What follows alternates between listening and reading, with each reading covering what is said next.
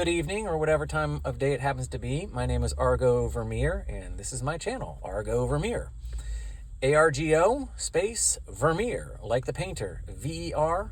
And it's at Collectivism Kills is the tagline on this channel. Thank you so much for being here, for giving me any amount of your attention, whether you watch, or rather listen to the whole video, or just part of it. I know that there are millions of channels vying for your attention, thousands of other things in the world vying for your attention at any given moment. So the fact that you would spend any amount of time listening to me, even if it's just one of you, I cannot thank you enough, and I am absolutely flattered. I hope this is interesting. I hope the information is new and exciting and helpful and educational. So yeah, let's just get into it. I'm in a parking lot. I'm in my car, so you might hear some background noise, some traffic, some people talking, some music. It's not a big city, but it might sound like one. So yeah, if you can excuse that and excuse the very, my technological limitations and my limitations of oratory, I would appreciate that. I'm not a professional speaker, and I certainly have no real technical, at least, I don't have any technical skills with respect to, like, social media. So this is basically what it is for now. All right, so we're going to continue with our series on the dangerous self. Why you yourself, capital S, you qua you, are the most dangerous thing in the universe, or at least to those who are in charge of it, who are in charge of the world and your societies, and by extension, you. So you qua you, the existence of the objective existence of the individual self, the absolute you yourself, your existential singular and absolute frame of reference, you as a conscious conceptualizing agent, well, that as an objective reality is a threat, and the biggest threat, to the ideological status quo, which essentially runs the entire world and has for thousands of years. So we're going to talk about that and why this is. Now, I was listening earlier. I think this is part 4, Part 4. I believe part 3 or 4. I think it's 4. Anyway, you'll know from the title. I was listening to Trump, President-elect Trump, excuse me. Waxing on with what I can only submit is absolute bromide. The livestock and the cattle, otherwise known as the blind, unwashed masses, which your enlightened ruling class exists to compel into right thinking and behavior by violence and threats of violence via the ethics of law. The state or the government is an entirely collectivist institution. The state, the institution of government, is established firmly and utterly upon collectivist metaphysical assumptions with respect to man. Man, you yourself, capital S, as an individual, don't exist. You are a function outside of you, of something outside of you. You are a direct function of God's creation. You are a direct function of the laws of biological evolution. You are an epiphenomenon. Your conscious self is fundamentally an illusion. You aren't really you. You are a direct function of something outside of you. Your status as a conscious observer is illusory at best and is utterly transient. It blips in and out of existence and has nothing fundamental to do with reality qua reality. You are not actually you. The fact that you nevertheless function as though you are you, because see, consciousness is how people act as people. That's your original sin, according to these collectivist metaphysics. Therefore, you need a divinely enlightened ruling class who uses the law to compel you into right thinking and behavior, because you qua you, being an illusion and being your original sin, does not allow you access to actual truth You have no access. You are yourself, you yourself, being an illusion, being unreal, not real, transient, an imposter, are utterly insufficient to the apprehension of truth and acting in service to it, because truth and reality is outside of you, your sense of self. You see, that's an illusion, but reality is outside of you. At best, you can see the shadows on the wall. But real reality always eludes you because you aren't actually here. You aren't real. You are a function of some other power or force outside of you. You are a lie. Therefore, you cannot be left to cooperate with your neighbor. You cannot organize yourself according to voluntary exchanges of value or cooperation. You must be compelled by a divinely enlightened ruling class, your political ruling class. This is the roots of government. Every single government, in any iteration, is founded upon these fundamental collectivist metaphysical principles with respect to the nature of you. Doesn't matter if it's a dictatorship or a democracy, a theocracy, capitalism, communist, doesn't matter. It's all the same. A divinely enlightened ruling class which exists to compel the unwashed blind masses into right thinking and behavior. That's government. That, in those collectivist metaphysics, are what the self, the proving of the existence of the objective individual self, that is what is threatened. And that is everything and everywhere, and it informs everything and everyone, and has for a long time. And you wonder why the world goes through these cycles of mass violence, societal collapse. Always this cycle, the wheel keeps on turning. Meet the new boss, the same as the old boss. So, getting back to Trump and him talking about, or his talking about needing to close the border, needing to begin to police the cities, needing to undermine this pathological, suicidal, murderous agenda of the neoconservatives, of the neocons in the West, of needing to bring peace and order and ending wars. This all sounds great.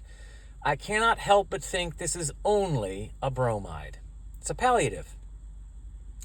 You see, the cattle, the livestock, you and me, are getting restless.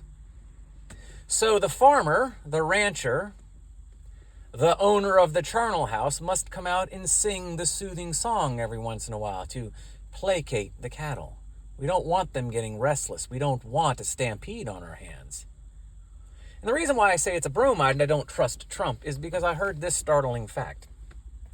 I heard that somebody, I'm not going to name names because this is not a dog whistle for you know what, because I'm not into that. I don't want this to be a dog whistle for that. And you know what I'm talking about. I am not a collectivist. I do not collectivize people. So I'm not going to say who this is because I don't want this to come across as something or some kind of dog whistle for something that I'm not saying. I'm not even saying it's this person's fault for doing this at all. Okay, so those of you who are, you'll know where I'm coming from. It's immaterial. But I heard that Trump was given $100 million. And I say that like Dr. Evil because anytime I hear the word million, I think the way Dr. Evil said it in Austin Powers. $1 million. $100 million somebody gave Trump. Now, first of all, that we live in a society, we live in a social and economic arrangement which allows for one to be able to donate $100 million. One person donate $100 million to get a candidate elected ought to tell you that this is broken. This is just not rational. I mean, this is nowhere near a level. It's so not a level playing field. It's the vote. When you exist in a society where a person is able to give a candidate $100 million, your vote does not matter, period. Even if your guy gets elected. This fact reveals a couple of things. It doesn't matter what Trump wants. It doesn't matter what Trump says. A person does not spend $100 million to get their candidate elected. They spend $100 million to get themselves elected, implicitly. Trump's loyalty is not to the masses of the middle class and the working class like you and I. His loyalty is first and foremost to the people who are giving him $100 million for his campaign. Whatever Trump thinks doesn't matter. Whatever we think doesn't matter. The only one that matters is the one that's giving Trump $100 million. You want to know who's in charge? You want to know what the deep state is? That's it. The people who are able to give Trump $100 million are the ones that are actually running things. It doesn't matter what Trump says. It only matters what they want. Now, this is not a screed against these people. I don't blame this person at all. I don't blame this person. Let me say that again. The problem is not with the person or the people that can give these candidates $100 million for their campaigns. The problem is the existence of government. This is not a screed arguing for some kind of rebellion or... No, we are all law-abiding citizens, and I encourage you to be so. There are ways that you can resist legally and peacefully. And that's what I'm recommending you do. I'm simply telling you that before you go off and you start accepting and you start demonizing persons or people because they're able to give Trump $100 million, you need to understand the problem is not them and their money. The problem is government. Or really, the problem is the collectivist metaphysics which underwrite government.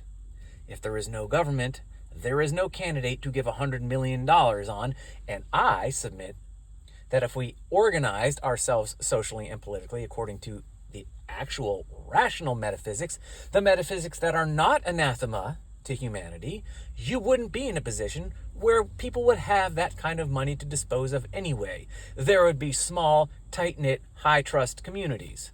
This kind of thing just simply wouldn't be an issue. Now, I'm not going to get into the ins and outs and details of what a voluntarist or cooperative society would look like. How would we get plumbing? How would we get our? Who would build the roads? Who would run the sewage treatment plants? How would we organize the police and the military? I don't want to get into all that right now. This is not the purpose of this video. Those are fine questions, and there are answers for them. I'm not going to deal with it right this second because that's not what you're in this video for. But the point I'm trying to make is you need to understand that that to accept the objective existence of you qua you as an absolute singular existential frame of reference that has no beginning or end. You are you, period. I'm not saying you're God. This is not solipsism. This is saying that your frame of reference for your existence and everything you know and experience is an absolute. You have no frame of reference for the end of yourself. There is no beginning, there is no end, there is only you. Now, to understand that and to be able to metaphysically prove that rationally and objectively is a threat to people who are involved with power. The people who are in positions of political power, the people who can finance them. And again, this is not a dog whistle, so don't take this like that. I don't even want to begin to wander into that territory because that's so not what I'm about. But that's who you run up against. And all of the masses of people, which are almost all of us, who have bought in and accepted the idea that this kind of thing, that this kind of social political arrangement, the ruled and the rulers, authority and submission, the state and the civilian, all the people that have bought into this ideology, that's who is threatened by the self, by objective and objectively rational arguments for the objective existence of oneself. And that's why you are the most dangerous. It's dangerous for you, yeah, but it's really dangerous for them. You see, people in positions of power and wealth want to maintain it, and they're willing to trade the truth for a lie.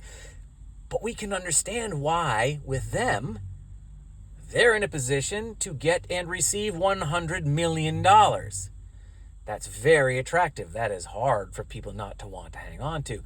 But the thing that is shocking is that so many people accept that this is the way it should be. So it's not the pushback from these people, the ruling class and their financiers, which again is not a dog whistle, please. Their financiers, it's the masses. So many people resist. If you try to explain to them that they actually exist, that in their nature they are a singular self who is entirely sufficient in their nature by dint of their very existence, period, to the apprehension of truth and acting in service to it, they will hate you for this. Simply because it runs against the ideology which has been informing them from the very day they were born. It's a psychological existential threat. This is why all of this is dangerous. Okay, so now I left off on the last video. I was talking about how there are no real dedicated metaphysicians. That the only real metaphysician that I could think of, which I disagree with, but I respect, and is also an atheist, is Ayn Rand. Ayn Rand is the only legitimate, actual, dedicated metaphysician, not just philosopher. You know, I said there's many types of philosophers, students of philosopher, historical philosophers, political philosophers, scientific determinists. There's all kinds of I mentioned Hannah Arendt, mid-20th century author. She was, I would consider her a philosopher of ethics, a very good one. You had your economic philosophers like Milton Friedman and Hayek, I think his name was, as well as scores of others. But very few metaphysicians, and there was only one I could think of, and that was Ayn Rand, because Ayn Rand had a fully formed and dedicated metaphysical argument, objectivism. Now, I disagree with it entirely, and I think she's entirely wrong in her atheism, and I would ascribe to her the same criticism I have of any atheist. Well, no, that's not true. I would say the reason why she's an atheist is because her metaphysics are because she's hypocritical with respect to her metaphysics. So I wouldn't ascribe to her my same criticisms as any other atheist. I would ascribe to her different criticism. My criticism for Ayn Rand is that she's a hypocrite to her metaphysics, because atheism is the denial of a metaphysical primary. That's all it really is. I submit. That's my argument. Atheism is a movement which denies. And it denies and ignores their own denies the existence of metaphysics and a metaphysical primary implicitly, and denies their own metaphysics and their own metaphysical primary, which is obvious to anybody who looks. Ayn Rand is a hypocrite with respect by calling herself an atheist, because she has a metaphysical primary and she talks about it. So I would say she uses, well, even a hypocrite might be too strong a word for her. I would say maybe it's just she calls herself an atheist. I would say it's more of an ironic label, given that she has a metaphysical primary that she articulates and a fully orbed metaphysical philosophical argument. It's just ironic, or maybe at best paradoxical, that she calls herself an atheist. Atheism is irrelevant when you have a metaphysical primary. She's an objectivist, really. Her definition of God wouldn't be a theological definition, but God, you have to understand, is just a given. God is just a particular kind of metaphysical primary. That's all God is. God's a metaphysical primary. She has her own metaphysical primary, which she doesn't call God. She calls, I think, existence. But at any rate, it's a metaphysical primary nonetheless, so atheism is irrelevant. So anyway, but my point is that she's the only actual metaphysician that I can think of, dedicated, which is wonderful. I think Ayn Rand's a genius on many levels, and I have enormous amount of respect for her, and I don't think any of the atheists in the Four Horsemen movement, so-called, they're all riding ponies at best, probably hop-along sticks, not really even ponies. Ayn Rand is 100 times the philosopher any of these people ever will be. And these people aren't, to call her kind of atheism, that her atheism has anything to do with the atheism of like Sam Harris or Richard Dawkins is ludicrous. It's an insult to Ayn Rand. These people aren't fit to wash Ayn Rand's feet, philosophically. But nevertheless, well, anyway, so that's that. But so other than that, that's the only real metaphysician I can think of. So I do feel that the metaphysics are the lack of metaphysical thought is a real problem, and that's the niche that this channel is trying to fill. And the sad thing is that even in places where you'd think the metaphysics would be discussed are not discussed. Really, they're alluded to because they have to be. It's the nature of these institutions, namely the church. Now, I've said before, but in case you're new here, which if you are, you should go back and listen to the first couple of parts of this series. Actually, I'd prefer if you went back and listened to all my videos before you got here, because they all do kind of build from the first one to this one. But I know that's a lot of work, so. And that's not a veiled insult. That's not me calling you lazy. I'm saying it's a lot of work, and if I were you, I probably wouldn't do it either. So at least go back and listen to the parts in this series. But even in places where they should talk about metaphysics, they don't. And I'm talking specifically about the church.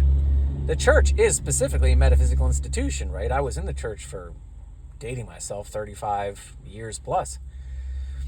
And any specific metaphysical discussions were never had. It was just, this is what God was. God was the creator, and Jesus Christ was his son. And we were all commanded to love and obey. And the metaphysics never really went anywhere beyond that. Well, you'd have your metaphysical platitudes. There was God was the creator, and man was made in his image, and man disobeyed, and he was expelled from the garden. Now everybody had the mark of Adam, which means they were born in sin, and they had to be saved by faith in Christ because they were born in sin. If they didn't accept Jesus Christ, and they were destined for hellfire and damnation. Because they all bore the sin of Adam. So the only way to get rid of the sin of Adam was to confess your sins to Christ, blah, blah, blah. So we had this kind of like the fundamental metaphysics which underwrote our faith, but they weren't really examined in any deep or significant way. Like, what does it mean for God to be the creator? And how does he create? You would usually be given something about God created everything out of nothing. But of course, if you stop for a minute and examine that, you understand, well, that doesn't make sense. You can't make something out of nothing, because that's a contradiction. Nothing doesn't exist, so you can't make anything out of it because it isn't there. You wouldn't have discussions like this. All contradictions were just met with a shrug and, well, who can know God's truth? Man's understanding is always limited, but God is infinite. So whatever we don't understand, we just punt into the cosmic abyss of God's mystery. So God the creator wasn't really ever explained. When they say God controls all things, well, how can God control all things and know all things and determine all things, and yet we're still on the hook for our choices? This is a contradiction. It's like, well, it doesn't really matter what you choose to do, but it also does matter what you choose to do, because God controls and determines everything, but he also doesn't. And when you were like, wait, this is a contradiction. Either we are morally culpable for our actions, and therefore we must choose them wisely, or it doesn't matter what we do because God's in control of all things. These kinds of things were just sort of brushed off into the cosmic abyss of God's just mystery. So the metaphysics were never examined, is my point. And so people are building their entire way of life, their entire ethical system, how they act, what they eat, what they wear, who they marry, how many kids they have, how they discipline their kids, what they do, what they don't do. Every jot and tittle of their life is dictated by an ideology rooted in premises that they don't even understand because they've never bothered to examine them. This is part of why I had to leave. I'm like, there are no real answers in the church, because the very thing that the church should be doing, which is having, it's sad that an atheist like Ayn Rand takes the time to develop an actual metaphysical argument, but the church, which has been around for thousands of years, doesn't. And the church wonders why people leave the church and become atheists. I'm not saying this is a great thing to do, and I've chastised and chided atheists for doing this. I think it's obtuse to throw out the baby with the bathwater. It's to me, it's obvious that it's just as likely that the doctrine is wrong as the existence of God in Christ is. I would my first step would be, wait a minute, maybe how we're interpreting the scriptures is wrong. Maybe our doctrine is false. Maybe we have a preconceived interpretive lens, and maybe God isn't saying, in the Bible isn't saying what we're being told it actually says. Maybe there's a different way to understand these. So I do think that it is in some sense obtuse to throw out the baby with the bathwater for those of you who've left the church. But at the same way, I don't want to be too harsh on you. There are good reasons for leaving the church. The church is nowhere where anybody interested in the truth is going to find it. And the church has just as much chance, maybe a greater chance, of doing more harm to people than good. We have known and do know a lot of good Christian church families, and their lives are in absolute chaos. And if your faith cannot bring peace to your own household, at the very least, you can't find peace in your household through your faith, that's a problem. Your spiritual needs are not being met if your house is not peaceful. The world may be chaotic, but your household should not be if you have the truth. So these institutions, which should be, sorry, you might hear the train in the background. Again, I do apologize for the background noise. I don't want to be too hard on atheists, well, particularly atheists who've left the church, because you're leaving the church isn't a problem. I get it. I did too. It's a good idea. Look, and I don't say this lightly, but there's as much chance or even a greater chance of you finding death in the church than life, because Christian metaphysics are non-existent. And the ones that they profess are Gnostic. I've said this a million times. Christianity, as we understand it today in the West, has nothing to do with Christianity that you actually see in the scriptures. What you experience as a Christian in the church in the West now is really a type of Gnosticism, a type of Eastern pagan Gnosticism. The attempt to synthesize Gnostic, Eastern, Platonist metaphysics with Christian ethics. This had to happen as soon as Christianity became synthesized with the state of Rome, because all of a sudden Christianity had to go from an individualist philosophy to a collectivist one.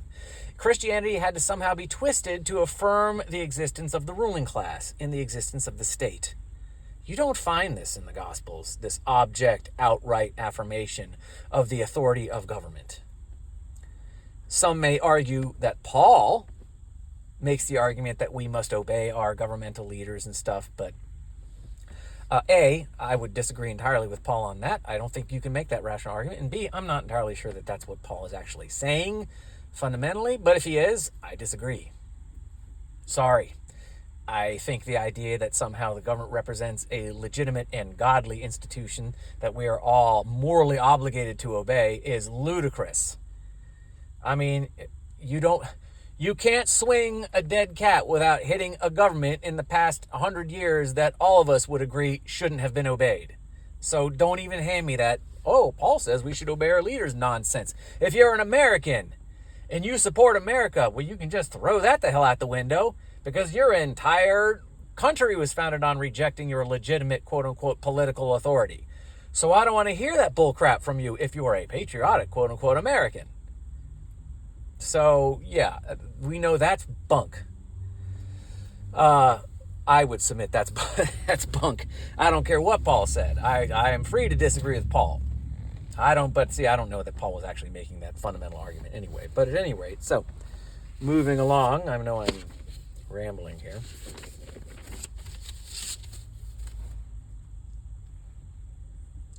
Okay, the church never really discussed our metaphysical premises. We never heard the term metaphysics in the church. You couldn't even, if I told a Christian that I thought God was a great metaphysical primary, they wouldn't know what the heck I was talking about.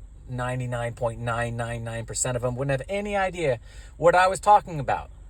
I said, God, to me, represents an arguable metaphysical primary. They wouldn't have any idea what the heck I was talking about, and that is a problem. God represents that from which all of reality is implied, either as a direct function or a corollary. That's what God is. He is the Alpha and Omega, the beginning and the end. He's the metaphysical primary. He is why everything exists. You should know, as a Christian, how, without having to resort to contradiction and punting your fundamental unknown, metaphysical unknowns into the cosmic abyss of God's mystery. If you don't, this is a problem for you. You have no business evangelizing anyone if you can't even rationally define how God is the creator without running into a contradiction in the first 30 seconds. God made everything from nothing. Everything is an expression of God. Everything is a manifestation of God's will. This is meaningless. None of this makes any sense. It's just contradiction after contradiction. It's, hey, I'm a Christian. 2 + 2 is 5. Believe it and be saved. It doesn't. And you wonder why people leave the church. I have a lot of blame for atheists, but I don't blame them for leaving. This is garbage. And the new atheists are not wrong when they criticize Christianity. They're just conflating. Conflating Christian doctrine with God and Christ themselves. They're pretending, or they have also been suckered into believing, or at least brainwashed, or at least indoctrinated into believing, that the Western Church actually represents what God and Christ actually are. So the new atheists aren't wrong when they criticize the church in the West. They just don't understand. They're not It's not really a criticism of God and Christ per se. It's a criticism of the false doctrine which informs the church. They're right about it being bad ideas, but it's not really Christianity. If you actually read the Bible, it doesn't really say what Christians in the West tell you it says. It just really doesn't. Okay, so why is this? So why are there no metaphysicians? We're at 31 minutes. So why is this? Why are there no metaphysicians specifically around? I'm going to read what I wrote here. Okay, on a side note, it is the dearth of the metaphysicians and an examination of the implied or overt metaphysical assumptions and presumptions with respect to all manner of ideas, institutions. Okay, so anyway, what I'm saying here is that there's a dearth of the examination of the fundamental idea, the fundamental assumptions which inform our institutions, like the church, like government, like our economy, like our political system. Nobody is talking about or examining the metaphysical assumptions which underwrite. What is the nature of man and God by which these things must therefore exist? People say to me, Argo, who are you going to vote for? And I say, why do we need government? Because that's the real question. Who I vote for is irrelevant. Why does government need to exist? Exactly. That's the metaphysical discussion. But that's never a discussion that you see. That's not the discussion that gets 100,000 subscribers and 500,000 views. It's always about the election and who we're going to vote for, and democracy versus communism and capitalism, and Trump and Biden, and who's better, and the borders, and illegal immigration, and corruption of the political elites. And it's never, why do we even need government? The first government, you'll notice, the existence of the government is where all this comes from. Why people don't go, maybe the problem isn't all of these other things, the type of government, who runs for office. Maybe the problem is the government itself. Maybe it's the existence of government that's a problem. Did you ever stop and think to ask the question, why do we need government? And then when someone says, well, because without government, man will do whatever they want. We know that'll be chaos and awful and horrible. And go, I don't know. I can think of lots of instances, granted, they're not on the nationwide scale by definition, but they're not on the national level. But I can think of a lot of instances where people just get together and cooperate, and it doesn't seem to be people resorting to bloodshed or violence or corruption. I don't know that I accept it. What makes you think that everybody being allowed to do whatever they want is a bad thing? Well, because the nature of man is evil. I'm like, well, how the hell do we get to decide who's in charge then? If man's evil, then how do we decide who gets to run everything?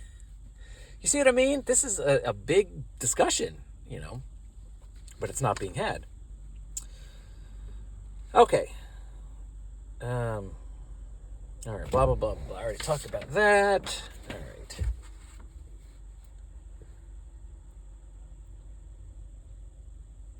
right. Okay. All right, so why are there no metaphysicians? Okay, and moreover, why are there so very few people who are prepared to have a metaphysical discussion or even to know what that means? Now, going back to atheists, atheists can't seem to wrap their heads around the fact I don't want to talk about atheists anymore. I've already done that a million times. Anyway, all right, I'm just going to say this. Any idea built on an absence of well-constructed and well-understood metaphysical presumptions. Metaphysics are the first and most important category of philosophy. Without them, there is no other thing to talk about. Without the metaphysics, without answering the question, what is man? What is reality? Why does man need to be man in order for reality to exist? Why does reality? What is man? What is his place in reality? If man didn't exist, what would reality look like? Would it even be reality? Does man matter or not? And why? And you can say anything about any object that we say exists. Is reality possible if this didn't exist or that didn't exist? Is it possible to have an absence of reality? These kinds of questions. What does reality mean to? What does it mean to be real? The absence or the existence or non-existence of a thing. What does that do to reality? Again, I'm running out of gas here, so I'm getting a little bit less coherent. I'm going to wrap this up soon. But you see what I'm trying to say. If we don't have the metaphysics, if we don't properly understand and define the root assumptions about what is man, what is reality, what does it mean to exist? What would it look like if something which exists didn't exist? What would that do to reality? Is that possible? That kind of thing. If you don't have the fundamental metaphysical assumptions, then you can't build anything which follows from them. So without the metaphysics, you don't get an epistemology, you don't get ethics, you don't get politics, you don't get aesthetics. If you can't say what is real objectively, then you can't say what is therefore true. And then you can't say how therefore shall man act in service to truth. And you can't therefore say how shall man socially organize himself. And you can't therefore say how should man reflect back into the world what he understands about the nature of reality, truth, and ethics. It's like building a treehouse without ever incorporating a tree. It's like, the treehouse isn't just going to hang in midair. It's going to fall to the ground and collapse eventually. So if you're building, your treehouse without a tree, if you're building your ideas and your institutions upon assumptions that you haven't really objectively defined, then everything that you're building is going to eventually follow apart. It's the old, basically, the parable of building your house on shifting sands. You know what I mean? It's just going to collapse and be chaos. But no one wants to examine the metaphysics. So why is that? Why are the metaphysics so scary? Well, it's the perceived complexity of metaphysics. And if you want to know what I mean by metaphysics, I refer you to the last video I did this morning on this subject. I was a little bit more coherent. So I apologize for a couple minutes ago. That wasn't a very coherent definition of metaphysics. I apologize. But again, I'm getting tired, so I'm going to wrap this up. But I'll wrap it up by saying this. So why don't people examine the metaphysics? Well, there's a couple of things. One is the perceived complexity, and they are. And to be fair, metaphysics can be certainly complex. I don't think they're that complex, but the perceived or actual complexity of metaphysics is off-putting, and particularly these days, because people don't like to think. Let's face it, in the West, we are lazy. Look, there was a statistic that came out just a couple of days ago that said that 75% of Americans were technically obese. Now, look, that's just lazy. That's laziness and a lack of self-discipline. If you are lazy and you lack discipline with your physical body, you are going to lack discipline for your mind as well. People don't like to exercise, they don't like to watch what they eat, and they don't like to think. So metaphysics is where thinking has to start when you're thinking about what it is you believe in and what ideas you support. Metaphysics is where that starts. The nature of man. What is man? Is he eternal? Is he transient? Is consciousness an illusion or not? Those are the fundamental. That's where thinking starts. So if you don't like to think and you're not willing to think, you're not going to examine the fundamentals because A, they're going to be perceived to be complex, and you don't like thinking in the first place. So then you're never going to think through anything else. Your ideas are always going to be just sort of a shadow. They're going to be sort of ethereal. So it's the perceived complexity combined with the laziness of the West, and people don't like to think.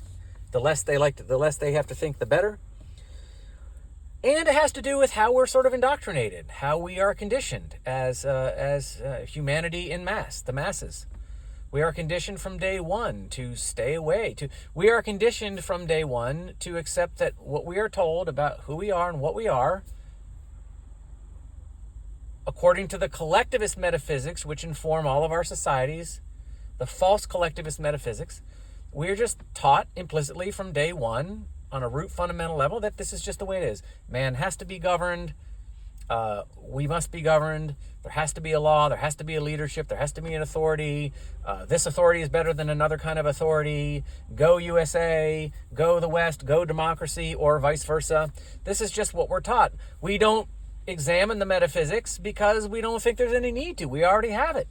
We already know that, of course, government's a legitimate institution. It's just about who's running things. If we could just get these damn Democrats or these damn Republicans and damn conservatives out of office and put people in there who really know what they're doing, well, we'll right this ship in no time. Of course, we do that, but it never seems to really work. But we're already told, well, there's nothing wrong with the system. It works. Constitution, Bill of Rights, this is all good stuff. It's just a matter of getting the right people elected. So we're kind of indoctrinated and conditioned to not even think it's necessary. We already know everything we need to know. Been there, done that. So, of course, getting people to believe that they haven't been there and done that, really, is another challenge. So I'm going to end on that note. I know I've been going for a while. So you got a lot today. Hope it wasn't too much. And hope you found this interesting. Again, I'm really running out of gas. I'm sorry if the last few minutes were a little more scatterbrained and a little less coherent. But I have faith in my audience. I think you get the picture. I'm not a professional orator, as you can tell. I am no Barack Obama when it comes to oration. Say what you want about the man. The man could speak. And he was a damn good-looking son of a bitch, if I do say so myself. You know, I will say that one thing. It was like, man, for those 8 years, and look, whatever you think about Obama, I'm just saying, this is all superficial. I'm just saying, I got to say, President of the United States, when they would show the picture on the wall of the schools I would sometimes walk in, I was like, man, it's so nice to see an attractive person at the top of the, on the wall. It was just, the pictures of presidents abound, in churches and schools where I've run around. And I do remember feeling like, oh my gosh, for the first time in the history of my existence, there's actually somebody attractive that is actually pleasant to look at, So, say what you want about Obama. Well, the man could speak, and he was a good-looking son of a bitch, and still is. And that you can't take away from him. And I do kind of miss that. I was like, at least, if we're going to have a corrupt government, and we're going to have an institution built upon false metaphysics, at least it could be run by somebody that's attractive. And for 8 years, we did have that. So I do think that was nice. So I miss Obama just for that reason. That, say what you want. He was a handsome devil, and no offense to our other presidents, but man, you look at pictures of them, you're like, put it away. No, that's okay. Yeah, I get it. That's them. That's the president. I get it. I put it away. Don't need to see it anymore. Swipe right or left or whatever it is. So, all right. So sorry about my not so great oration skills. Like I said, I'm no Barack Obama. Not in the looks department either, unfortunately. But thank you for anybody who has listened. I hope this is helpful or informative. I appreciate your time and your attention. Believe me, I know you could be giving it to a million other places, and I really appreciate you giving it to me. So I hope you're doing well and you stay well, and I will talk at you later. All right, take care, everyone. Bye-bye.